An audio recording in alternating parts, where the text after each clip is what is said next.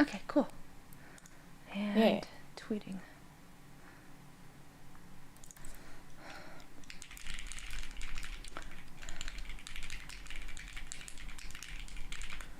Okay, let me find the live stream. Ooh, Where something is it?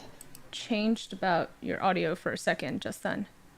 What? It What came, happened? I think it picked up like a ton of background white noise for a second. It was when you moved There's forward. no noise. Weird. Wait, is this okay? Is this gonna be okay? I guess we'll just figure it out. Okay. Yep, this is fine. Hopefully it'll be fine. It'll be fine. I don't. Okay. Hello, We're just everyone. Yep. Welcome. Hello, everyone. Hold on, I'm still trying to find the chat. I'm gonna pop it out. There it is. Okay. Hello, Kate Okay. Payne. Welcome. Hello, everyone. Okay. Yeah, let me know if my audio is right. I can't tell. It just is. Hee hee. Okay. Yep. I'm settled. Okay. Man. How's your week been? You've been busy. Busy. Yeah. Just, back-to-back conventions and then a photo shoot after each convention. That's totally normal, right? How was DreamHack? DreamHack was exhausting. There was so much work to do. I worked so hard. Yes. I worked so hard, you guys. Oh my god. Busy people. Yeah. I was like, oh, because the hotel that I booked for the photo shoot was like attached to a Korean spa. Yeah. So I was like, oh, I can finally relax. Except I was like, well, I can't like just relax. So I ended up editing all my photos like while in the sauna. So I was like, yeah, this is relaxing and working at the same time. I'm being productive. Oh my god, you're crazy. You're insane. It was so hot. I was so sweaty. Saunas are nice. I want to go to a sauna, but I don't think I'm allowed to go to a sauna for another month or so after we go to Korea. Yeah. But so it happened last time. yeah. Okay. It's okay. We are on chapter 208. Oh god. We're getting to the end. We're very close to the end. We're on the final book. And if you guys follow us on Patreon, I just posted the extra episode that we did during SumiCon. The live episode. Yeah, it's a great episode to explain what Danmei is if you just want to forward that to your friends. Like a 101 episode. Yeah, pretty much. Yeah, it's pretty chaotic.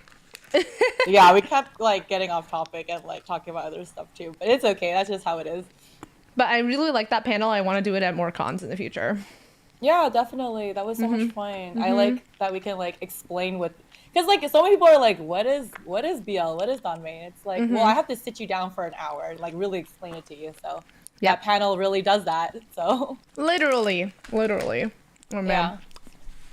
But is that episode also going to be available? Is that only Patreon exclusive, or is that like it's going to be on our later?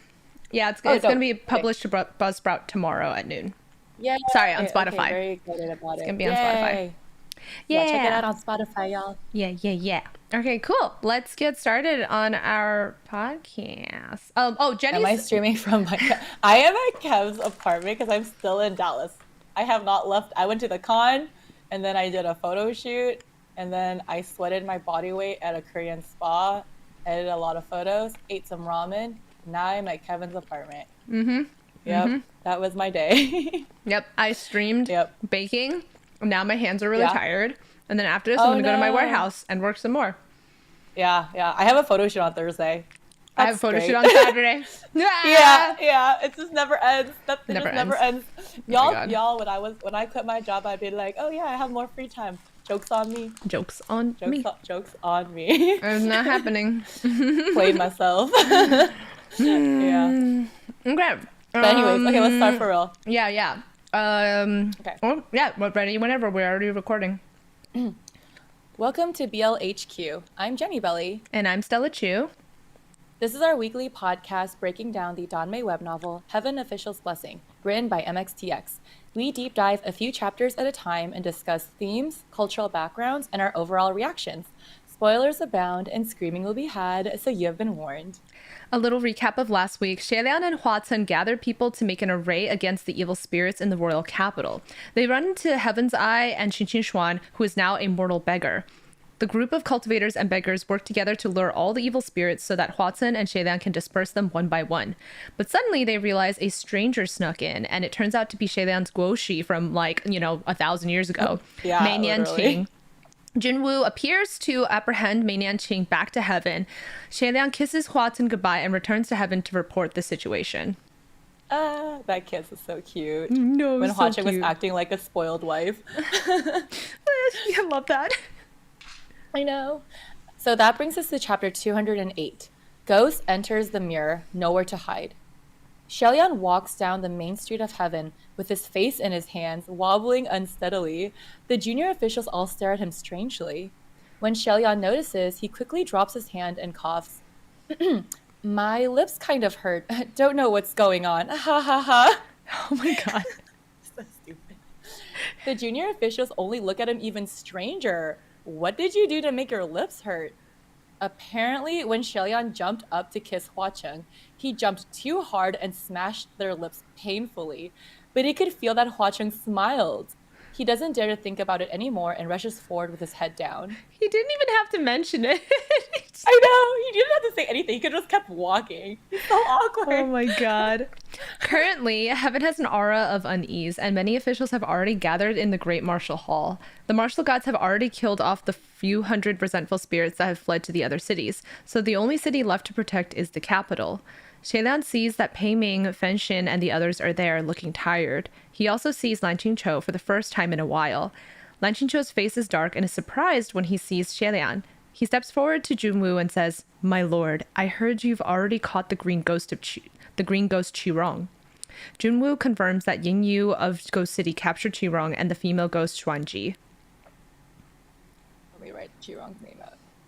So if you guys don't remember, Qirong basically murdered Lan Chancho's entire family, and then he blamed it on Xie Lian. But then it turns out that Qirong was the one who really did it. So Lan Chancho has been looking for Qirong this entire time, like the entirety of the book, from the beginning to now, has been looking for Qirong. Yep. Only then does Xie Lian realize that Yin Yu is also there. He really has no sense of presence. Actually, this is the first time that Yin Yu has entered the Great Martial Hall. Even back when he was a heavenly official, he wasn't high-ranking enough to enter. But now that he's fallen to the ghost city, he is allowed to enter. What a complicated feeling. Lan Chancho wants Qirong, since Qirong is responsible for destroying his clan. But Jun Wu glances at Xie Lian and asks, what will Lan Chanju do after he's dealt with Qirong? Originally, Lan Chancho threatened that when he's finished with Qirong, he would come after Xie Lian, so Jun Wu is super concerned. Lan Zhenqiu says with a hard voice, "That would not be my lord's concern. My lord can't possibly plan on acquitting Qirong just because I don't answer this question and prevent me from avenging my family." In the past, Lan Qianqiu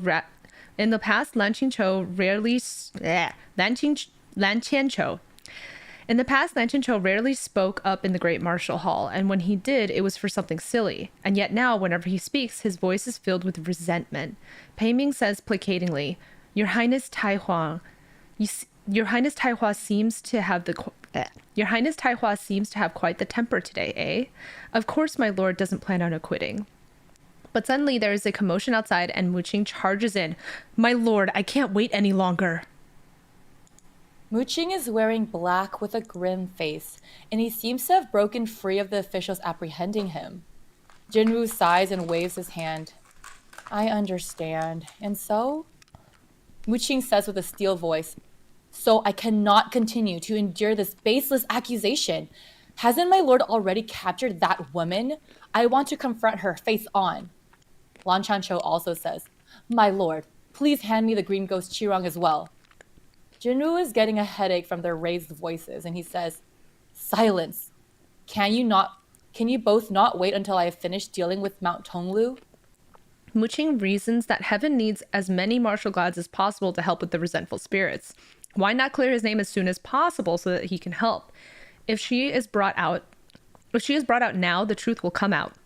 Jun Wu agrees to his logic and commands that the female ghost Jianlan be brought out. Jianlan arrives carrying a black aura. Jianlan arrives carrying a bundle of black aura in her arms. Fengchen looks to her, but Jianlan looks away. His face grows more complicated seeing the bundle in her arms. Muqing, on the other hand, has no patience and immediately says, I don't know why your son must slander me, but it knows for sure I'm not the culprit. It must be under someone else's control. Jun Wu asks Muqing who he thinks is controlling it. Muqing doesn't speak, but glances at Jianlan. Fengchen grows irritated. What are you trying to say? Do you think she would purposely have her son slander you? Muqing replies, I didn't say anything of the sort. Fengchen exclaims, then why were you looking at her? She bears no grudges for you, so why would she do such a thing? Muqing glares at him. There's certainly no grudges between us, but who knows with you? Fengchen demands, and what do you mean by that? Just have everything out all at once. Muqing glances at Xie Lian and asks Fengchen, you were acquainted with Lady Jianlan during the time of His Highness's first banishment, right? Fengchen also looks at Xie Lian and says, what does that have to do with anything? Xie Lian wonders how he got dragged in again. Muqing stops caring and brings everything out into the open. Of course it has to do with everything. At the time, life by His Highness's side was staggeringly difficult, and you also hated me, the one who had returned to the middle court. You loved digging through my history to berate my wrongs, and since she's your bedmate, how could she not hate me by this subliminal influence? Who knows? Maybe she also hated His Highness because in the end, you still didn't take her away, and instead chose to continue your wretched loyalty. It was practically a... Wait, hold on. What's this part say? It's practically abandonment.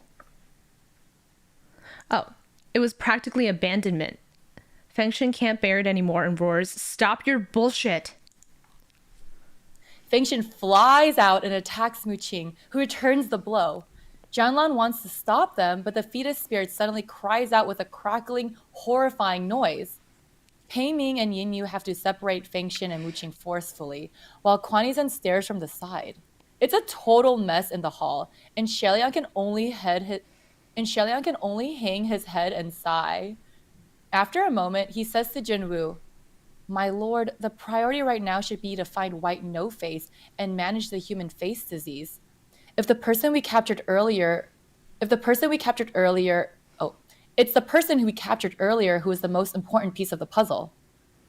Jun Wu waves his hand and says, take the female ghost Jianlan and the fetus spirit away. Bring forth the guoxi of Shanle. There's so much happening right now. I know, it's like so chaotic because like Muqing wants to like clear his name and Fengchen's like, what the fuck? No, it's John, the girl's innocent. And Muqing is like, no, she probably fucking poisoned the little demon to accuse me. And Lan Chancho is like, I want Qirong. I want Qirong right now. And everyone's just like arguing with each other. Yeah. And then Shannon's like, but there's also the resentful spirits. Dude, what do we... like, yeah, also like White No-Face is back and the human face disease. Like, let's not forget about that. That's like super important right now. Yeah, dude, there's like so much going on. Everything at once. And Jun Wu is just like, God damn it. Muqing shouts, no, I gotta see. Wait, what? Fengchen also says downloadedly, bring who? They look over and watch the guoxi of Shenle, who they are both very familiar with, be brought inside. Fengchen and Muqing are shocked speechless. Meiyan Qing steps forward and Jun Wu gives the floor to Xie Lian to speak. Xie Lian reports the important bits of his journey to Mount Tonglu and all he learned about the kingdom of Wuyang. Once the report is finished, Jun Wu says, and yet I have never heard of the kingdom of Wuyang before. Any history of the kingdom must have been wiped intentionally, since none of the other gods have ever heard of it either. Meiyan Qing has remained silent this whole time, and Xie Lian asks him, Guoxi, the crown prince of Wuyang is White No-Face, am I right? Meiyan Qing confirms, yes. Pei Ming says, then who left those murals behind? And who destroyed that last painting? Xie Lian says, I don't know who left those murals behind, but I think the last painting was destroyed by White No-Face or his subordinates. After all, he didn't want anyone to know of his identity. He turns to Mei Nianqing and says, and you are the subordinate of the crown prince of Wuyang, which makes you the subordinate of White No-Face. But Mei Nianqing doesn't speak. Xie Lian wants to ask him, back when Shenle fell, did the Guoxi know about White No-Face? Was he colluding with him back then? But instead he asks, where is White No-Face right now? No response. Why did White No-Face have to bring ruin to Shenle? No response. Xie Lian demands, why do you want to kill me? Mei Nianqing finally says, Your Highness, I never wanted to kill you. Xie Lian asks, then why were you coming for my throat down there? Mei Nianqing says, if I strangled you, would you have died? Would the one next to you allow me to succeed?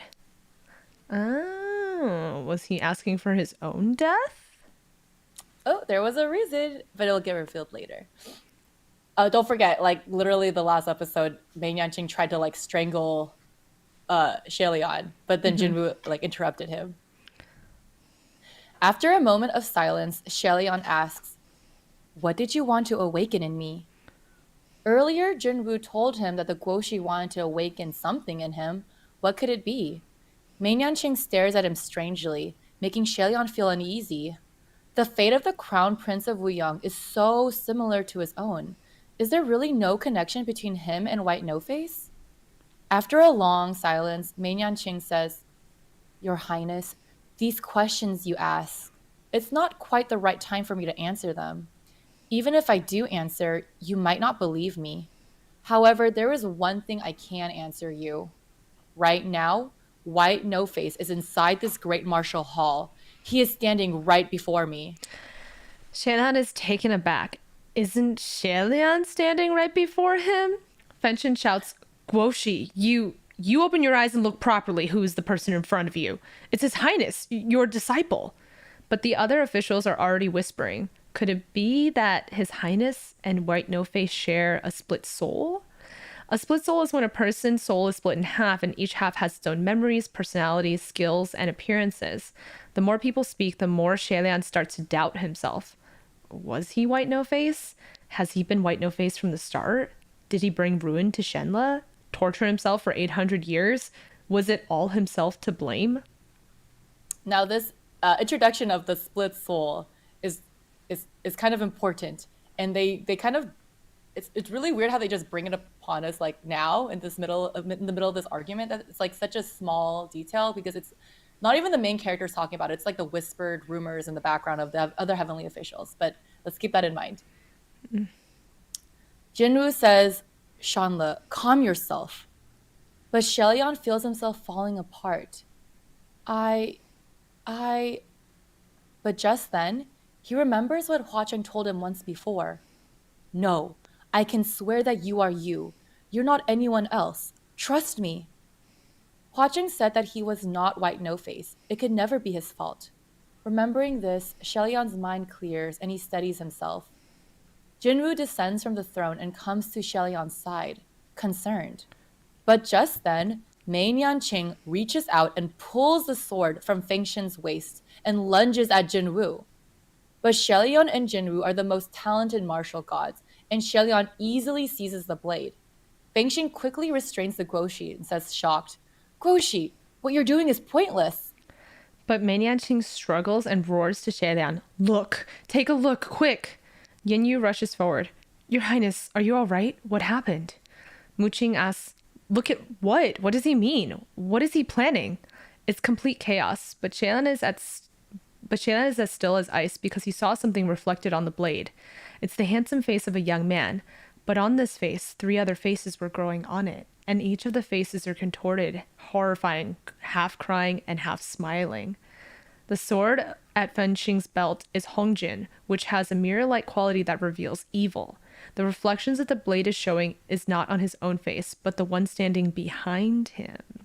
Slowly, Xie Lian turns around, but a powerful hand seizes his wrist, and Jun Wu smiles from behind him. Shenle, what are you looking at? Oh, shit. Shit got fucking real, you guys. It has been revealed. Oh, Shit's about to go down. This next chapter is gonna be complete chaos. Oh my god, I'm so excited. Oh my god. Oh man, what do you guys think? Y'all are fucking in for a ride right now. Okay, you Yeah. thought it was chaotic before. This shit's about to go fucking serious. Oh man, oh my god. Oh man, I'm so I excited. love this reveal. Such a good reveal. Yes, and literally, it's because like when you were first reading it, it's like Mei Yanqing is pulling the sword, and you think he's gonna attack Xie Lian, but then the reflection, man, that fucking reflection. Oh my god! I also love how this sword came into play so early in the series, and then like again so late in the series. It's the same fucking sword because it's the sword that Feng Xin originally used to try to suss out Hua Cheng by making him reveal it, but then Hua Cheng broke the sword into like a bazillion pieces in the desert, and now it's back to reveal the super bad guy. Super bad guy. Yeah. No one suspected, and then all of a sudden, all of us, dude. When this reveal came out the first time, I fucking died. I never would have guessed. I definitely guessed it. I could feel it from the way that he spoke all the time and how like suspicious he was just being there in different places.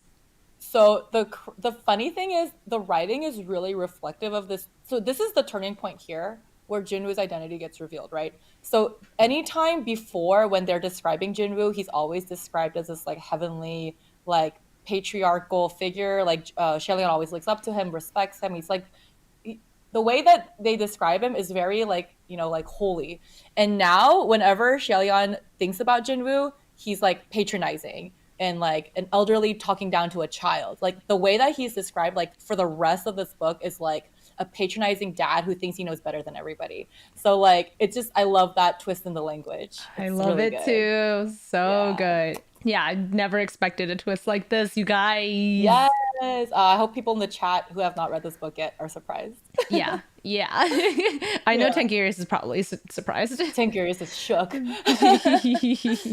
Yeah, big twist. What a twist. The God Emperor of Heaven is the devil. He's the oldest god. He is the devil. He has faces growing on him. 3 faces on his face. But it was secretly hidden away until the sword revealed it in the reflection. Yeah.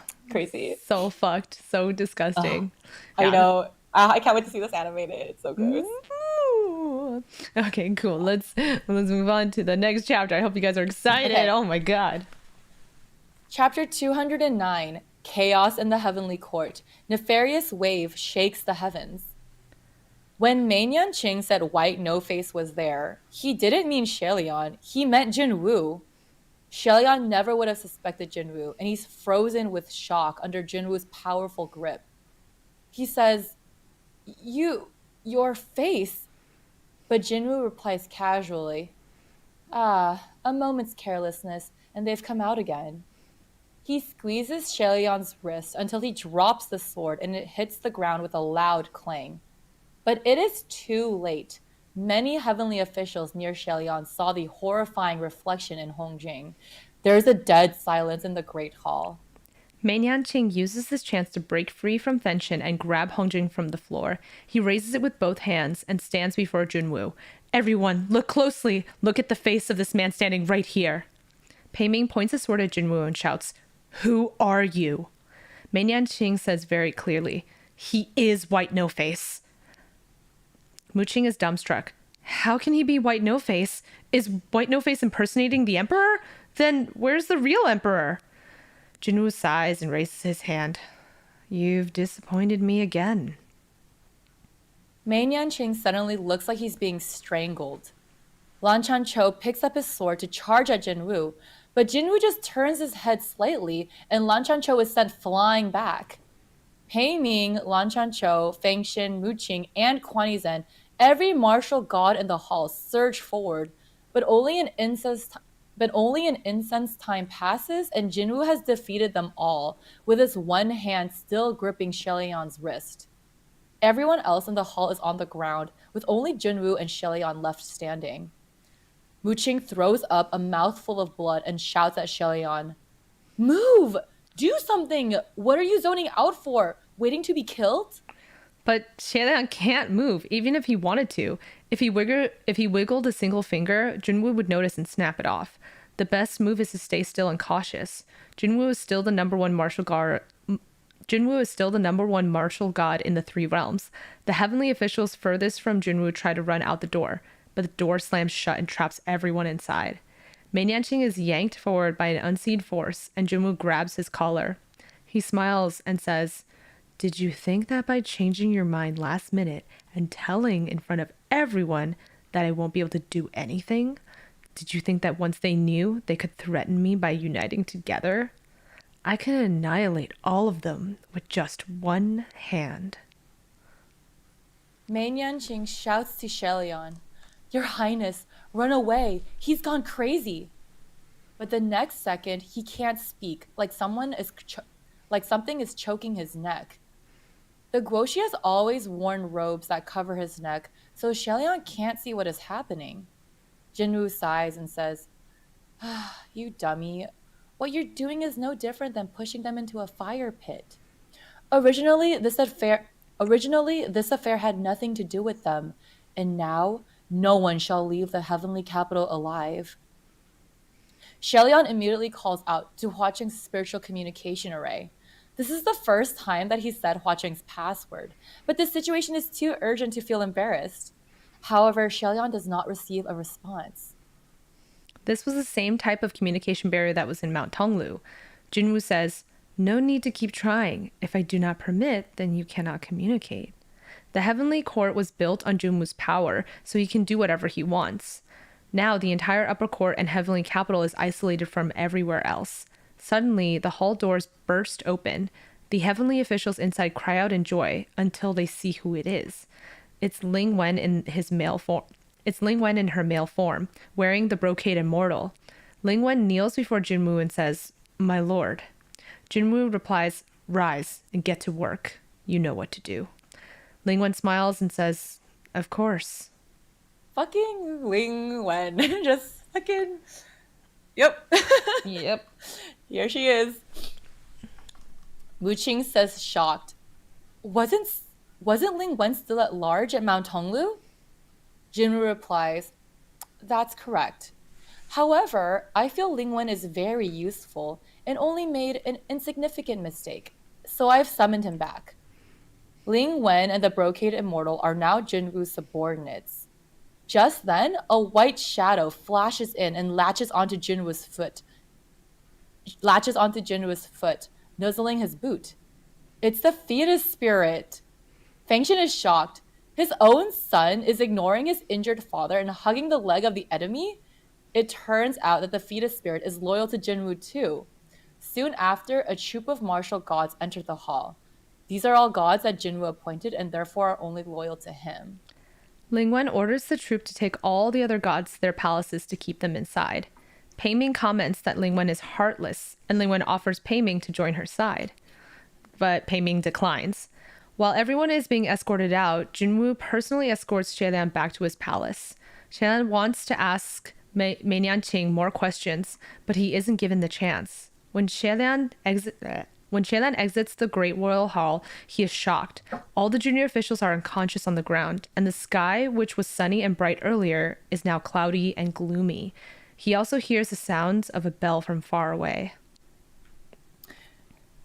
As Jun Wu takes Xie Lian back to his palace, Xie Lian thinks desperately of ways to escape. But he's no match against Jun Wu, and he can't come up with any ideas. He instead hopes that Hua Cheng will notice that something is wrong if he doesn't hear back from Xie Lian soon. But as soon as they enter Xie Lian's palace, Jun Wu suddenly says, "Do you miss Crimson Rainsought Flower?" Xie Lian is scared that if he says yes, Jun Wu will do something to Hua Cheng, so he stays silent.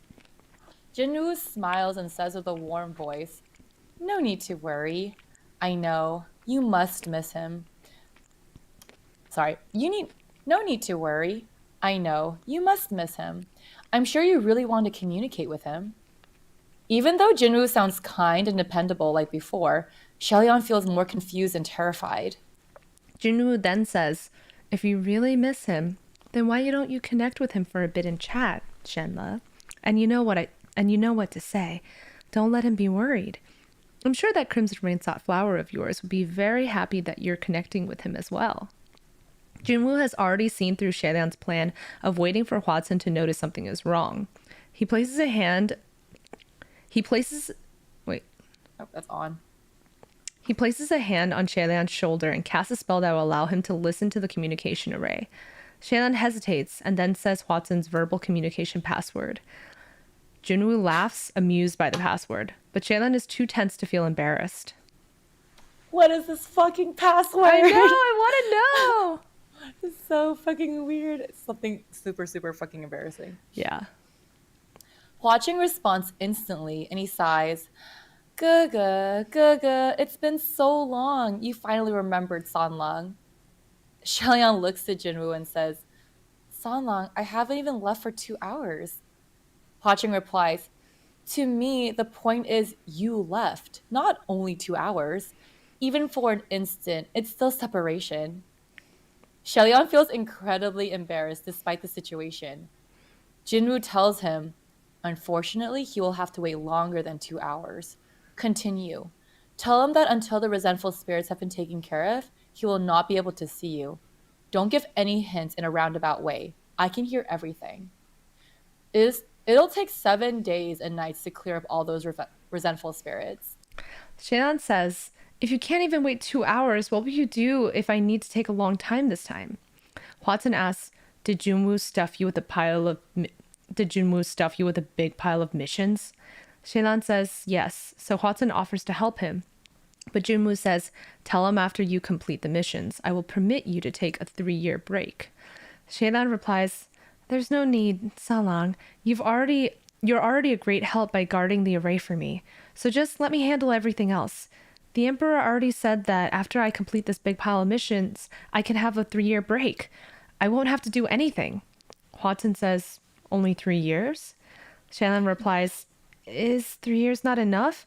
It's already a small perk. Hua Cheng replies, all right, fine. But, Gaga, this is your perk. What about mine? Oh my god, they're flirting! So cheeky! They're flirting and literally the bad guy is like listening in on them. Oh my god, that's so fucking ridiculous. Xie Lian is so embarrassed right now. He's like so embarrassed. He's like, don't listen to this conversation. Oh no. But also, like, how does he warn Hua Cheng? Like, what does he say? I know. This is such an awkward situation. There's like nothing he can say because he doesn't want Hua Cheng to his life to be in danger, and Xie Lian's life is also in danger, and like he's basically like kidnapped right now. He's just fucking a kidnapping victim right now. Oh my god. Yep. I would have like if it was me in this situation, I'd been like, instead of calling him Sanlang, I would have been like Hua Cheng. Hua Cheng. Yeah. Yeah, I would have said Hua Cheng. But I feel like Jun Wu already knows that he only calls him Sanlang, so he's like he knows too much. He knows Xie Lian too well. That's the problem. Yeah. Yep. Oh my god. But they're flirting. Flirting in front of the enemy. I know. It's so. Oh my god. I love the situation so much. And also, like, Jun Wu is way too fucking strong. The fuck? He can just do everything. Just like waves his hand and everyone explodes. Like, he has a lot of worshippers and he's been around for a really long time. And he's kind of also a ghost. I'm not really sure how that works, but yeah. He's a supreme being. Well, you know the whole thing with the split soul. Yeah. Yep. Yeah. There you go. Yeah. Yeah. He's too strong. It's bad. Things are not looking good. Super OP, and he's already destroyed anyone else who could possibly fight him. Yes. He's just the only one left, and also like he's locked down all the communication. Note how they said that it's the same communication array blockage that was the one that in Mount Tonglu. So this is like all related together. Like he has to do something with Mount Tonglu because he's able to do the same powers as Mount Tonglu, and it's like everything is just connected together. Yep. Yeah. He just controls them all. Yep. Karadu says that he thinks. Oh, sorry. Go ahead. I was about to say. Karadu asks, "Is Xie Lian still double sealed?" Yes, he still has both of the seals on him. He has 0 spiritual powers right now. He has martial arts ability. Like he can fight with a sword real good, but there's no energy behind it. Nope. It's not really helpful right now. Yeah. Yeah. Chengui says that Hua Cheng might pick up on it because he's really smart. That's true. Hua Cheng very, very smart. He's a very smart boy. Yep. Yeah, Hua Cheng being cute as fuck. So cute. Oh my god. I know, he's so cute. He's just like, what do I get? Like, I want a reward too, Gaga. Oh my god, I love the way they flirt so much. It's so cute. Oh god damn it. He's so cute. He's so like He's so cheeky. I love his cheek. This is Yeah. the spoiled lover is what he He feels is. like. He's just a spoiled brat. He just wants to be pampered and loved. Yeah. I love how he went from like super insecure, like no one will love me, to like, Gaga, I miss you. Love me right now. Love me. So cute, so cute. I love it so much. Okay, let's move on Okay. to next chapter. Okay. Chapter 210. Chaos in the Heavenly Court. Nefarious waves shake the heavens. Xie Lian asks, Oh, back up from your What? mic a little. It just clipped. Okay, yeah, right there is perfect. do you want me to resave everything? Okay. Chapter 210. Chaos in the Heavenly Court. Nefarious waves shake the heavens.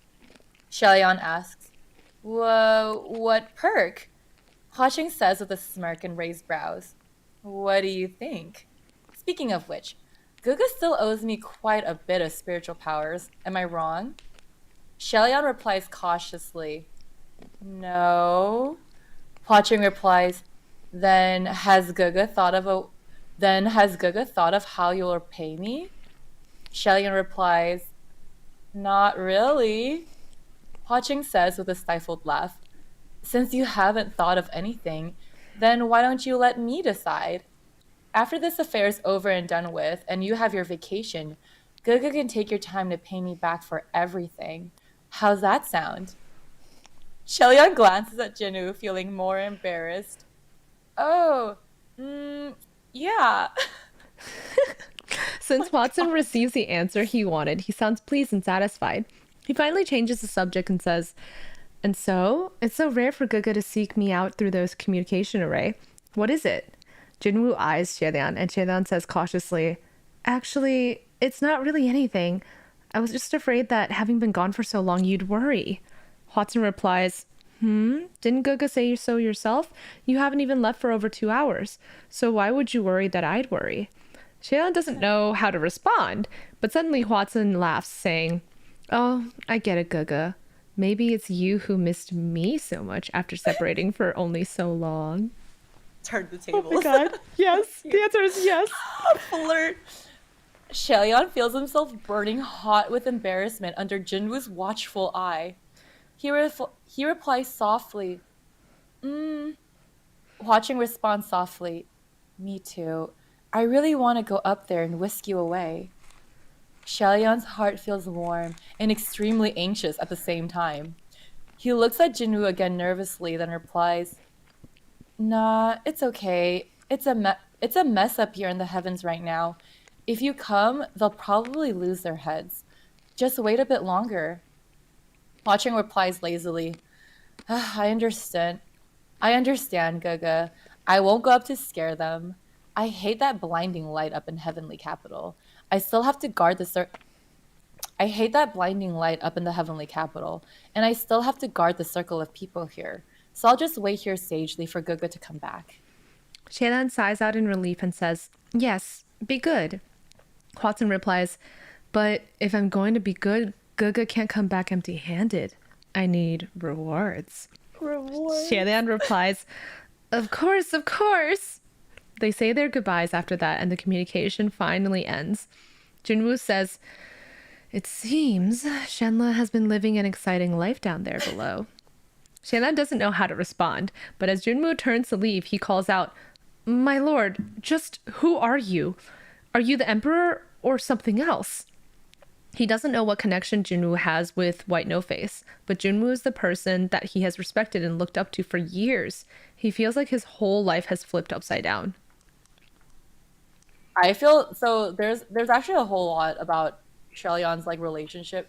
Like, because literally the Guoshi was like more of a father figure to him than his actual father, and it turns out the Guoshi was working with White No Face, theoretically. And then Jun Wu, who he has seen as like the one person who he trusted more than anyone, is literally White No Face, his like biggest nightmare. So like the two people that he depended on and looked up to as like parental figures have like been his worst nightmare this entire time. Yep. So he's just like fucking crushed right now. He's like having a panic attack. Cannot trust nobody. Nope. Only watching. Just watching. He's the one person left. But Jun Wu doesn't reply and leaves. Xie Lian is left alone, so he tries to think of a plan to escape and goes to the back of his palace. At the back of the hall is a beautiful white jade bathing pool. Xie Lian has spent the last few days battling inside the kiln. His body and mind are exhausted. He decides that since he can't go anywhere, he might as well bathe and refresh himself. As Xie Lian lays in the bath, he notices 2 dice in the folds of his robes. He remembers Hua Cheng's words. If you want to see me, it wouldn't matter what you roll. I will appear. He hopes that Hua Cheng notices that something was wrong, since it's rare for Xie Lian to initiate the communication array. But even if Hua Cheng tried to come up, Jun Wu has cut off the heavenly capital from the rest of the world. Still, Xie Lian rolls the dice just in case. He gets snake eyes, as always. And sure enough, Hua Cheng does not appear. Xie Lian sighs and goes deeper into the water, when suddenly he hears a voice. Gaga. Xie Lian is startled and stands quickly. Sanlang? But when he looks around, there's no one there. Then another voice calls out, Your Highness! And that's when Xie Lian realizes that the voice is coming from his own mouth. It's actually Shi Qingxuan talking through Xie Lian's mouth using the soul-shifting spell. Xie Lian says delightfully, Lord Windmaster! Shi Qingxuan replies, Yes, it's me! Amazing, right? This Windmaster... No. I have spiritual powers again. I love Shi Qingxuan so fucking much. Love him, love him. Ah, the best. When Jun Wu blocked the communication spells within the heavenly capital, he mistakenly didn't block out the soul shifting spell because it's such a rare and heavily energy draining spell. Who would even use it? Xie Lian asks, Qingxuan, the soul shifting spell burns a lot of spiritual powers. Where did you get your powers from? Shi Qingxuan replies, It's a long story. Well, it's actually not that long. That crimson rain-sought flower of yours gave me a few black candies to eat. They're incredibly magical. My spiritual powers exploded after I ate them. Even though it's only temporary, but it could still hang on for some time. Communication wouldn't be a problem. Just, the taste is really bad. Tui, tui, tui. It's good that he gave him candies instead of, passing it on Kissing either him. through a high five or kissing him. Yeah, exactly. Whew.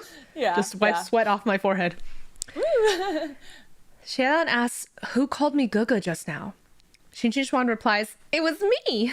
Xie Lian doesn't know whether to laugh or cry. Why did you call me that? And here I thought...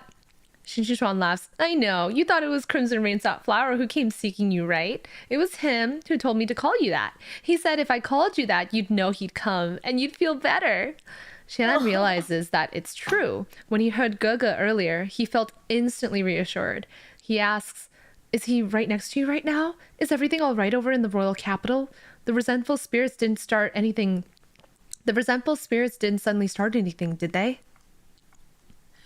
Shi Qingxuan replies that everything is fine and the resentful spirits are still being cleaned out. However, earlier when Hua Cheng was communicating with Xie Lian, he was smiling and chuckling, but as soon as the communication ended, his face suddenly turned dark and terrifying. Just then, Shi Qingxuan says that Hua Cheng has a message for him. Your Highness, please dress first. Xie Lian quickly grabs a robe to cover himself. Sanlang can see? Shi Qingxuan replies nonchalantly, Yeah, it's pretty annoying to keep reiterating everything, so I just transmitted everything I see and hear directly to him. So he knows everything that you do or say. He just can't talk to you or control your body directly. That's all. Oh my god, he can see him naked! He has the body. Oh my god! Oh my god! Hua Cheng, please. My oh brain... my gosh, Shelley's not ready. My brain just wants to turn this into a fic right now. Yes. Oh my God. It's like, oh, Hua Hua Cheng, you can just, like, see what's happening. Shelly on see. Guess I'm just gonna look down. Gonna look down at myself and touch myself. Woo-doo-doo-doo-doo. Like What do you Friday. like that, Guga? So weird. Oh my god. I love it so much. God, Sanlang, please. Such a pervert. So please. Xie Lian feels like he's going to die from embarrassment. Shi Qingxuan says, It's fine, Your Highness. I didn't think you'd mind so much about matters like this. We're all men here. Haven't you seen Hua Tenzu before? Besides, I didn't see that much anyway. Xie Lian slaps his forehead and quickly dresses. He asks, Sanlang, how did you discover something was wrong? After a pause, Shi Qingxuan replies, Crimson Rin Flower said the moment you saw him, he knew. Oh, Hua Cheng wants me to tell you this. Gaga is so shy. If it wasn't anything major, why would you take the initiative to recite my verbal password? Because like, Hua Cheng already knew by the time like Xie Lian reached out to him, just from him saying his password, that something went bad. Because like Xie Lian would never say that out loud unless he was forced to. What is it? What is the I know. password? Why is it so bad that he can't say it out loud? Oh my god. Shi Qingxuan then turned serious. Your Highness, what exactly is the situation over there? Is the Emperor not around? Xie Lian quickly relays the situation and the truth about Jun Wu. Shi Qingxuan is shocked. My god, my god, my god! Your Highness, you're not sleep talking, are you? It's the Emperor! We're talking about the Emperor here! Xie Lian says, I can't be sure if it's him anymore. Sanlang, what do you make of all this? Shi Qingxuan speaks for Hua Cheng. Crimson Rain-Sought Flower says, not surprised. I already can't stand him. Xie Lian says laughingly, can you not stand anyone? Can you not stand? Oh, sorry. I thought you said anymore. Never mind. Oh. Shi Qingxuan replies, he said, other than you, no. I say, Hua Cheng, that's not very nice. I'm standing right here, you know. You can't stand me either. What's wrong with me? Xie Lian tells them that the capital is locked down and isolated, so there's no way for anyone to come to heaven. Also, all the martial guards have been beaten and locked in the palaces. Shi Qingxuan says, Crimson Rain-Sought Flower says, there is a way to go up to the heavens, but we'll need to enlist the help of someone. But just then, Xie Lian suddenly notices a strange movement from behind him. Someone has come. Who is it? Dun, dun, dun. Oh my god.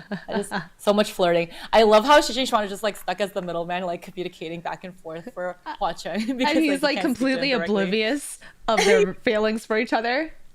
Oh, he's so stupid. We're all so men cute. Here, whatever. Yeah, it's not a big deal. And he's like, oh, what, you only like Xie Lian? What about me? I'm standing right here. I love him. I love his dialogue. He's so flamboyant. I know. Oh my god. Like, yeah, his dialogue is great. He speaks so casually, but he also speaks really respectfully to Hua Cheng. He's just like the best. Yeah, he calls him Hua Cheng. He calls him Crimson Rain-Sought Flower. He doesn't like say Hua Cheng. He never addresses him by his name because that's rude. Gotta talk to him, speak to him by his title. Yeah. I want to know what his verbal password is. Are there like speculations online of what it is? We'll never know. Yeah, I bet there is. I bet there's like a fucking Reddit forum. Yeah, I want to know. I'm so curious. Oh man. Okay. Let's see. Yeah, everyone just wants to know what it is. The password is so bad. Okay, cool. Let's do the next chapter. Okay. Chapter 211. Forks in the road, spirits alarm the underground of the heavenly capital. Xie Lian is about to launch Ruoye, but then he realizes that the person is Yin Yu. Yin Yu has dug his way into the palace with the sacred shovel. He says, Your Highness, it's me. Thank goodness I didn't dig in the wrong spot. Let's get out of here. Apparently, Jun Wu forgot all about him in the Great Hall, thanks to Yin Yu's lack of presence. Xie Lian is about to go into the hole, but Shi Qingxuan controls his body to step back instead. Xie Lian is confused, but then realizes that Shi Qingxuan is reacting subconsciously to seeing the Earthmaster's shovel, and he feels Shi Qingxuan's wave of terror. Xie Lian takes control back of his body and quickly jumps into the hole with Yin Yu. The hole closes above them. As they crawl in the tunnel, Xie Lian asks Yin Yu if the shovel can dig through the barrier around the heavenly capital. Yin Yu says that it can't. Shi Qingxuan says, then isn't the shovel useless right now? Yin Yu replies that it's not entirely useless. A barrier has also been set up around every martial god palace to slow their healing, so he thought he could use the shovel to dig them out underground. Once everyone is gathered underground, they can recover faster and then try and break out. But Shi Qingxuan speaks for Hua Cheng and says that those useless martial gods hide and heal on their own. They'll only die if they try anything against Jun Wu. Yin Yu is surprised to hear from Hua Cheng, and Xie Lian explains everything regarding Shi Qingxuan and the soul-shifting spell. Shi Qingxuan complains how tiresome it is to constantly relay information back and forth, and Yin Yu sympathizes. Oh, such hard work. But Yin Yu is also relieved to hear that Hua Cheng but Yin Yu is also relieved to hear that Hua Cheng is there and continues digging with renewed vigor. Eventually, they arrive underneath another palace. Yin Yu says that he will dig up alone. Xie Lian offers to go up too, but Yin Yu says that the bigger the hole, the more power the shovel uses, so it's better if he goes alone. Xie Lian is feeling exhausted anyways from using the soul shifting spell, so he sits on the ground nodding tiredly. Xie Lian manages to doze off, but when he suddenly jolts awake, Yin Yu is nowhere to be seen. Shi Qingxuan says, "Your Highness, you're awake. It's tiring, right? Yin Yu hasn't returned yet." Xie Lian feels better now that he's rested, but 2 incensed time has passed and Yin Yu still hasn't come back. Xie Lian is worried something has happened and goes to look for him. He crawls along the tunnel towards where Yin Yu went, but Shi Qingxuan suddenly says, "Crimson Rainsalt Flower says, Gugu, you best not go." Xie Lian starts crawling. Something's probably not right, right? Shi Qingxuan replies, "Yeah, Hua Tendu's tone sounds pretty serious." That makes Xie Lian even more worried for Yin Yu. But just then, he suddenly senses something and whips his head around. Shi Qingxuan is alarmed. My god, what was that? The back shutters. But there is nothing behind him except the empty, pitch-black tunnel. Xie Lian says out loud to Shi Qingxuan, "It's nothing," but then secretly mouths the words, "Don't make a sound. Something is here." Xie Lian's sense for danger is never wrong, so he knows that there was someone behind him earlier, even if they're gone now. But he pretends that he hasn't noticed. Shi Qingxuan hates situations like this and grows scared, causing goosebumps to pop up all over Xie Lian's arms. Xie Lian asks silently, "Has Sanlong said anything?" Shi Qingxuan replies, that Sanlong of yours looks really scary right now. He said, Gugu, if the situation calls for it, use the soul shifting spell to move into the Wind Master's body. But Xie Lian doesn't have enough spiritual power to cast the spell. Plus, he can't just abandon the situation in heaven. So he says, "Don't worry about it, Sanlong." Just then, he feels another presence in front of him. But when he looks up, there's nothing but pitch black tunnels. Xie Lian mouths, "Your Highness, did you notice now? What should we do? Does this mean we should go forward or back?" Xie Lian replies, "This means forward or back makes no difference, so whatever," and he crawls forward. But after crawling for a while, he comes across a fork in the road. Shi Qingxuan is alarmed. How could this be? Could Yin Yu have dug a path and discovered he was going in the wrong direction, so he dug another one? Xie Lian thinks that Yin Yu is too familiar with the heavenly capital to make that kind of mistake. This is probably something worse. He says, "Qingxuan, can you help ask Sanlong to pick a path, left or right?" Shi Qingxuan replies, "Crimson Rainsalt Flower says he doesn't recommend anyone. Don't pick either." Xie Lian doesn't know whether to laugh or cry. Even if there's bad waiting ahead of him on either path, it's not like he can just stay where he is. He says, "Then Qingxuan, you pick one. At least if Qingxuan picks, there's a 50% chance that it'll be a good road. If Xie Lian picks it, 100% will be bad." Shi Qingxuan understands and picks left.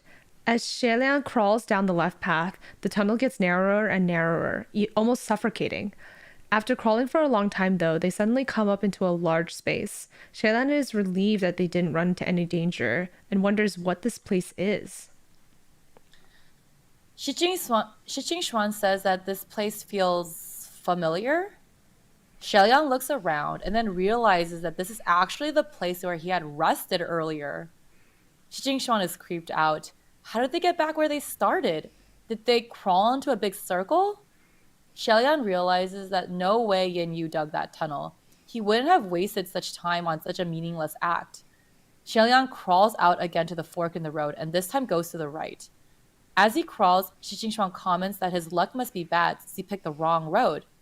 But Xie Lian replies that no, Shi Qingxuan's luck was good since probably the path on the right will be much worse. Oh no, why are you going that way then? It just feels like a There's horror no other way to go. game. Yeah. I know. It Yeah. just feels like a horror game right now. You just come back to where you started. Just then, they suddenly hear a scratching sound of something rapidly crawling closer. Xie Lian launches Ruoye behind him and then starts crawling forward like crazy as quickly as possible. Shi Qingxuan is losing his mind with panic. How exciting! Exciting! Exciting! Exciting! What's that now? In front of Xie Lian is another fork in the road. Shi Qingxuan cries without thinking, "Go right!" Xie Lian immediately goes right. But then there's another fork in the road. Shi Qingxuan continues to cry out random directions, and Xie Lian crawls quickly following them. The tunnel grows narrower and narrower until finally he gets to a point where he can't move his arms or shoulders at all. Oh no, he's stuck. Shi Qingxuan cries out, "What should we do? Do we have to backtrack?" But the thing behind them is almost caught up to them. Xie Lian says, "No fear. A man can both charge and withdraw. If moving forward is not an option, then we'll have to take a step back. If we have to, then so be it. Come!" He goes backwards until his hand is free and moves to grab Feng Xin. Sorry, typo. He's about to turn to fight the enemy, but suddenly his head and mind freezes. The thing behind him chuckles in the darkness, and a hand reaches out to Xie Lian's head. In the next moment, he loses consciousness. After an unknown period of time, Xie Lian slowly wakes up. Xie Lian finds himself sitting on a chair, bound securely by Ruoye. Xie Lian asks puzzled, "Ruoye, what are you doing?" But Ruoye is aggrieved too, and it tries to nuzzle against him. It's been tied in a dead knot, which is Roye's biggest fear. When Ruoye was younger, it liked to play by wrapping around itself, which caused it to pile into a mess of dead knots. Xie Lian used to exacerbatedly untie it every time. As Ruoye grew older, it was smart enough not to knot itself again. Xie Lian tries to wiggle the chair, but it is cemented to the floor with strong spiritual powers. Xie Lian looks around, but he doesn't know whose place he's in. A hand suddenly rests on Xie Lian's shoulder, and Jun Wu's gentle voice says, "Shanle, my dear Shanle, you really are too mischievous."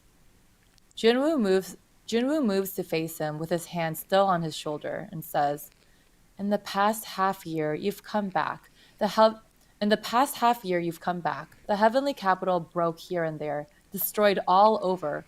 So wouldn't you say you're quite the mischief? You're not a little mouse. What are you doing burrowing underground, sneaking about? Is it very fun?" He speaks like a kind elder talking to a beloved but naughty child, and it gives Xie Lian chills, and he stays silent. He suddenly feels a chill by his feet, and he looks down to see the fetus spirit hugging his boots.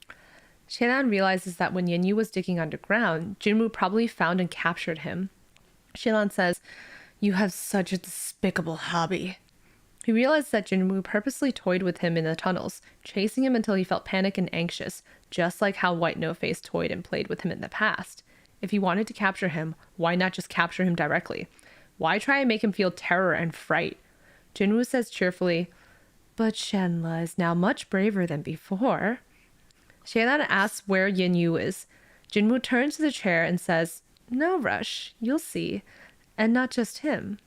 Xie Lian is faced to a mirror, but instead of his reflection, he sees a pale-faced Yin Yu. Next to Yin Yu, covered in blood, is the unconscious Quan Yizhen. Xie Lian is alarmed. "What are you planning?" Everyone is captured. Yeah. Everyone is captured. I mean, like, they were That escape already attempt. Yeah. they were already locked away in the heavenly capital. Like, heavenly capital is his own maze that he made. Yeah, it's like a big old prison, and he controls everything, and no one can like leave his like. He just sees everything. Yeah. He just knows. Yeah. So they just tried and they failed. Yep. Now they're all captured again. Yeah. Good job, you guys. You really can't fight against the God Emperor of Heaven. No. I think this is a good time for a good place to break. Perfect. Yeah. Wow. Yeah. Wow.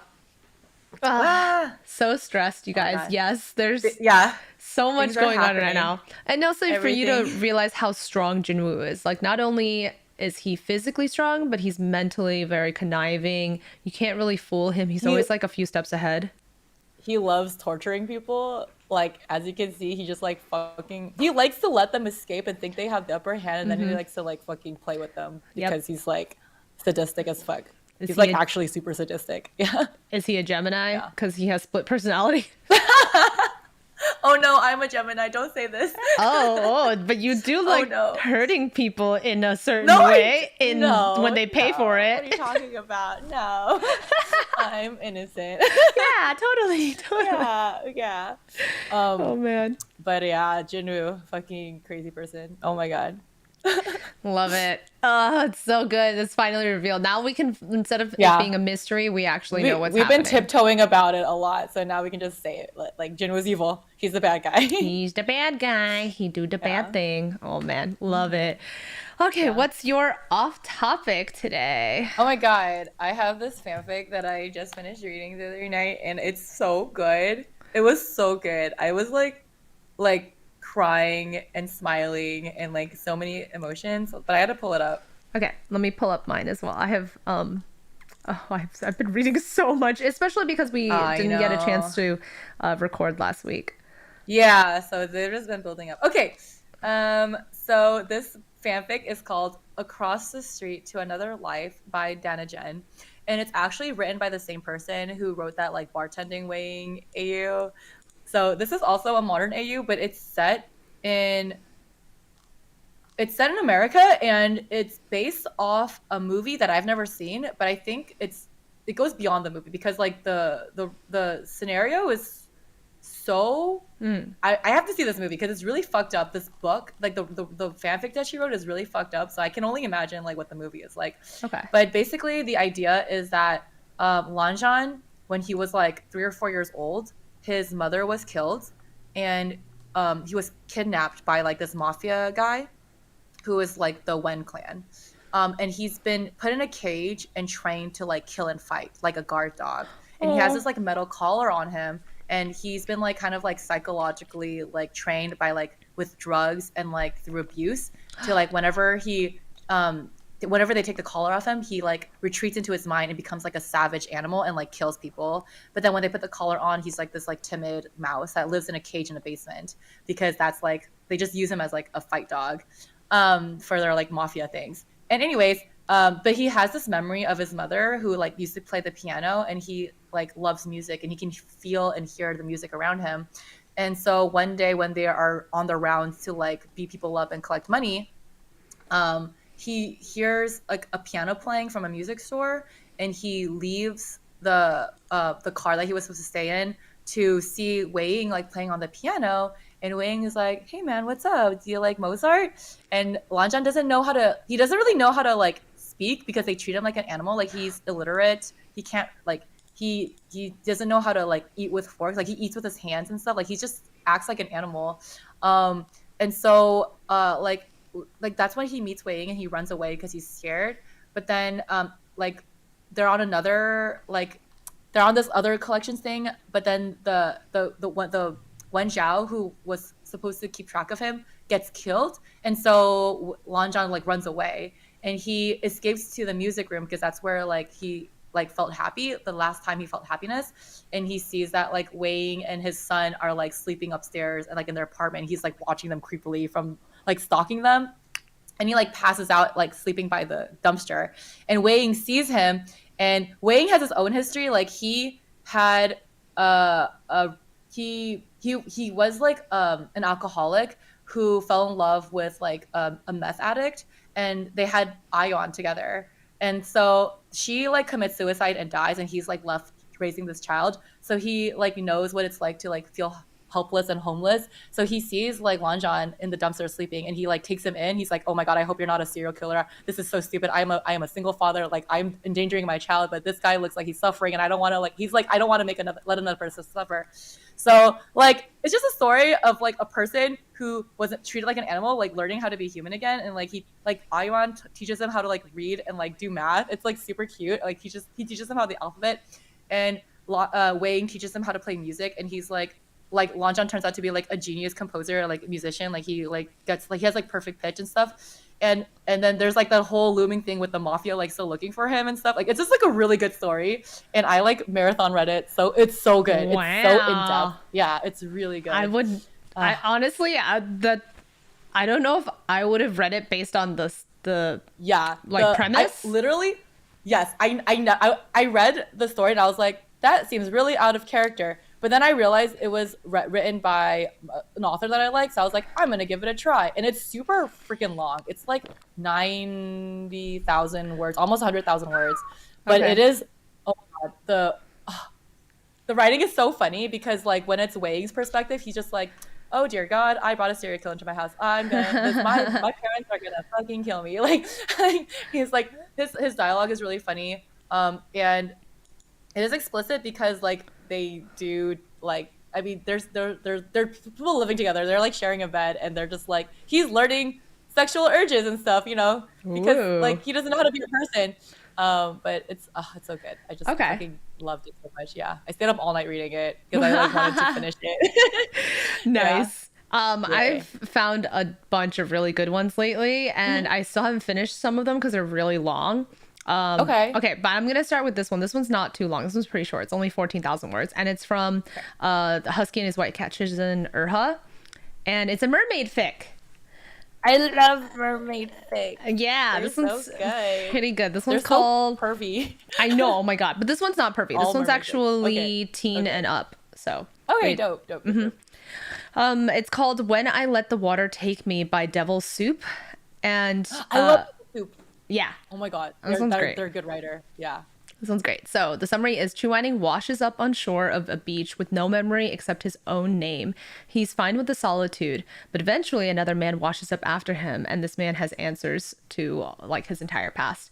So basically the premise is that Chu Wanning wakes up on a beach and like ends up like living on the beach for a while, having no memory of himself, like learning to survive on his own. There's like a village nearby that like brings him things and offerings because they think he's probably a god or something. You never actually talk to the villagers, by the way. And he's like fine being alone, and he likes the ocean, but he doesn't want to go into it because it makes his skin feel kind of prickly sometimes. And suddenly one day this other guy washes up on shore, and it's Moran, and Moran has all of his memory. I read this one. Yeah. Yes, this is a good one. I read this one. Yes. So Moran has all of his memories, and he's like, it worked. Like he's looking down at his legs being like, it worked. And he's like, wait, what worked? And so they start living together, and Moran doesn't like reveal anything about his past, about who Chu Wanning is, even though like Chu Wanning they know each other, right? And he'll like sometimes allude to it and be like, you don't remember, like, or things like that. But they just like live together, and it's sweet and cute. But eventually Chu Wanning starts like feeling really lethargic, and he can't like do anything physical anymore, and he starts sleeping for long hours in a day, and he starts getting a fever, and he doesn't know why he's getting sick. And it turns out it's because he has this curse. It's like the longing curse, where he will always want to go back to the ocean, but it hurts him every time. It feels like acid on his skin, and if the longer he stays away from the ocean, the more severe it will be every time he tries to go back into the ocean. And like he's a human now, he's a land person, so he can't like turn back into a mermaid and like go swimming and stuff. And you find out eventually that it's like Moran used to be the like crown prince of their like mermaid society, of their mermaid kingdom. And basically the same thing happens from the book to this fic, where he gets corrupted by somebody and eventually like loses all sense of himself. But before he even got corrupted, he actually married Chu Wanning, and it was like really sweet, and they were so happy together, and they had such a nice little marriage until like Moran got like really corrupted, and like he like lost all sense of like trust, and he felt that everyone around him was like betraying him, and so he banished Chu Wanning to the land and cursed him with longing. And it's so painful and sad to watch. And I love angsty fics, man. It's so good. So it was, that was a really good one. I remember reading that one, and it was really emotional, really emotional and sad. And like the way that he regrets everything and like tries to make it up for him.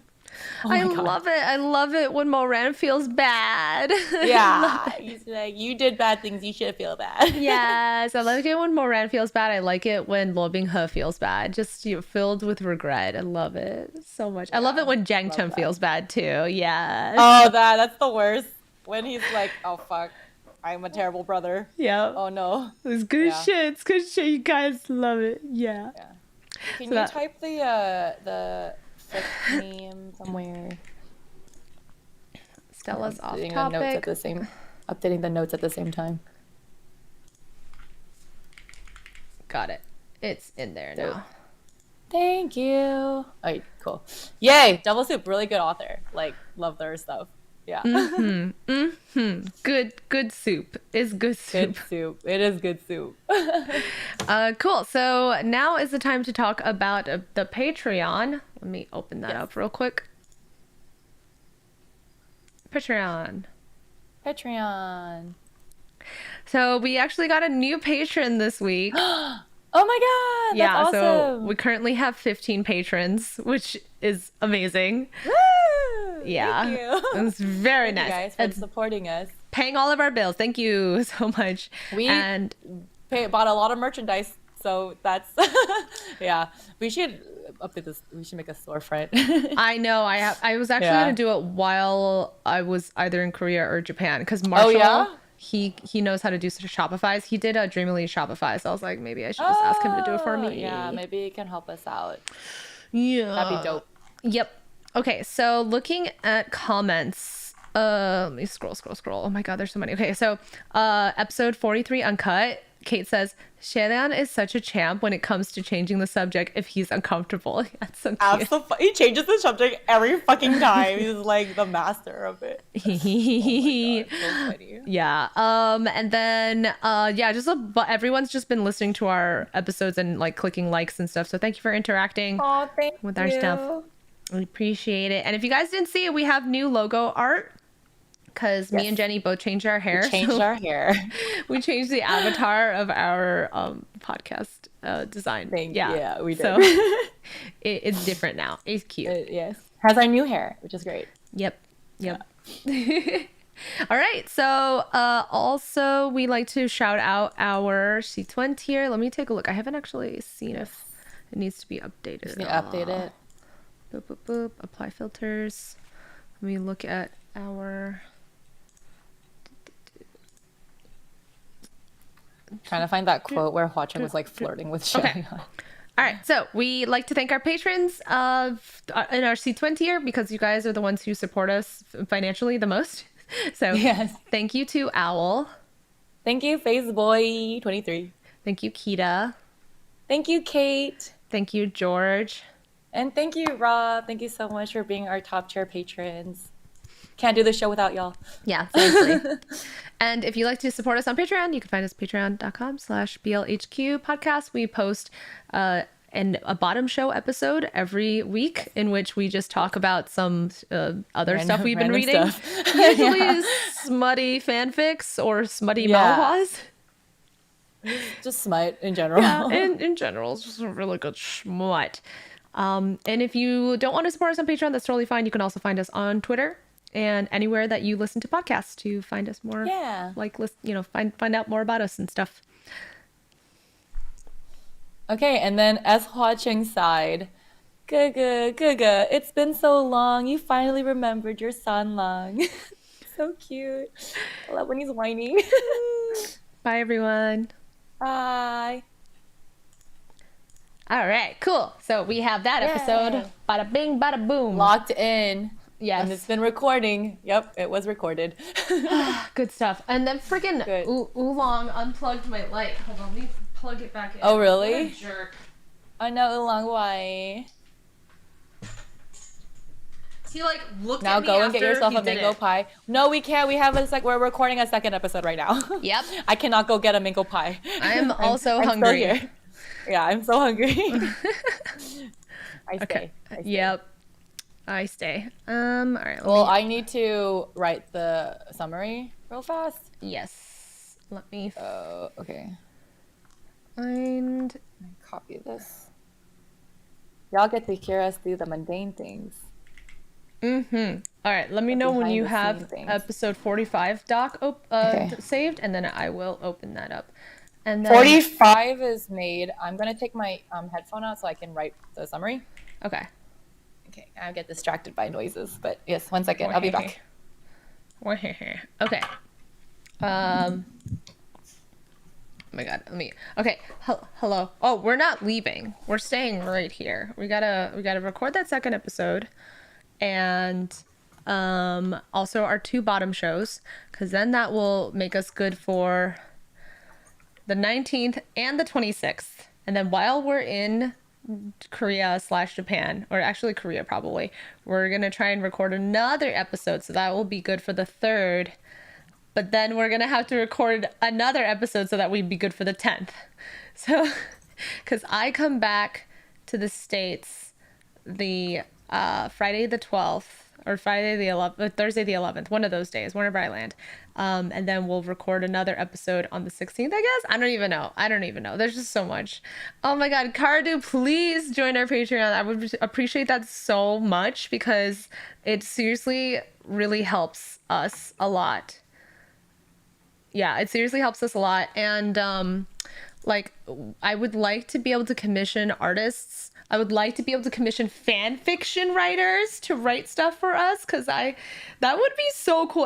Could you guys imagine if like Jenny and I basically had a BLHQ podcast fan fiction, like where both of us were the ones who got to curate the story?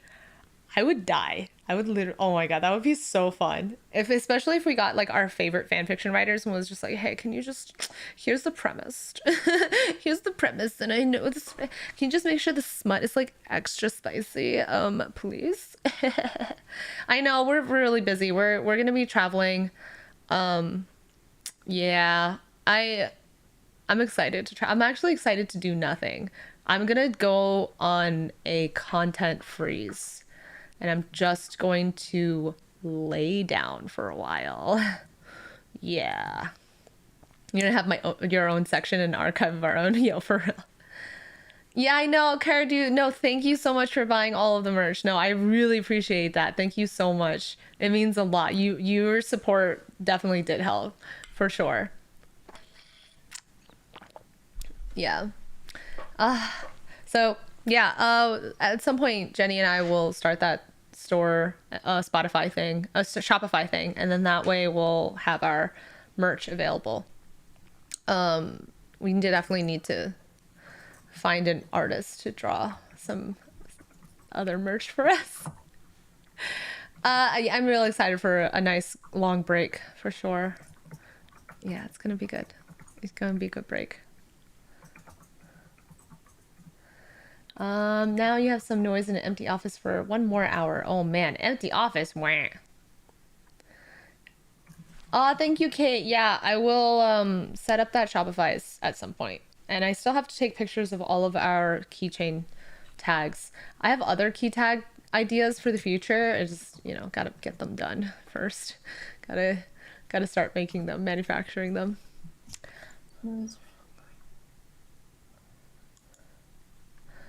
And then once Jenny is ready, I gotta start a new podcast recording and stuff. Okay. Shopify is easy to use. Yeah. I'm excited I've never tried Shopify, and we still have to design it too. That's the other thing, is that like I have to like design it with the colors and graphic design and all that bullshit. That whole thing. Use my design degree properly. But let's see. I showed the BLHQ Twitter to your aunt. She loves all the art. Oh my god, she likes the art. Well, I mean, I also be careful. There's a lot of porn on there. I retweet a lot of porn on our Twitter. Like, are you gonna get Jenny a portable monitor? That would be so nice. Yeah, I have my iPad. It's basically like a. Well, I mean, I guess I can't connect it to a laptop though. But yeah, she travels a lot. Like, what mom needs her BL, or is that what? Wait, what? Mom needs her BL, or is that one already made? She loves the smut. Oh my god, wait, Tigurius, your aunt loves the smut? You're kidding. Yo. Yo, introduce her to all of the Danmei. That shit's some good smut. It's some good, delicious smut. Okay. Okay, I think she's ready. It's good. Okay, let me send you a new Wait, Zencaster can you hear link. me? Yeah, I can hear you, but you are delayed for some reason. I'm delayed? Yeah, I can see that Uh, the video is delayed for some reason. I'll exit the video, Ninja, and come back. Sure. And let me send you a new link to the Dope. recording. Okay. Okay. Cool.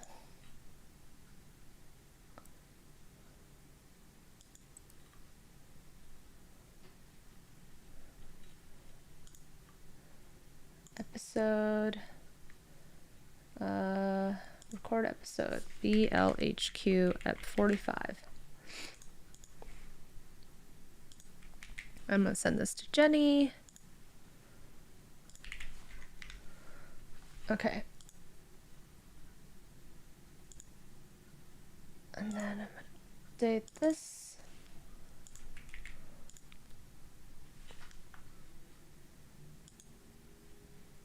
Hello. Hello. Okay, hold on. Let me double check that. All right.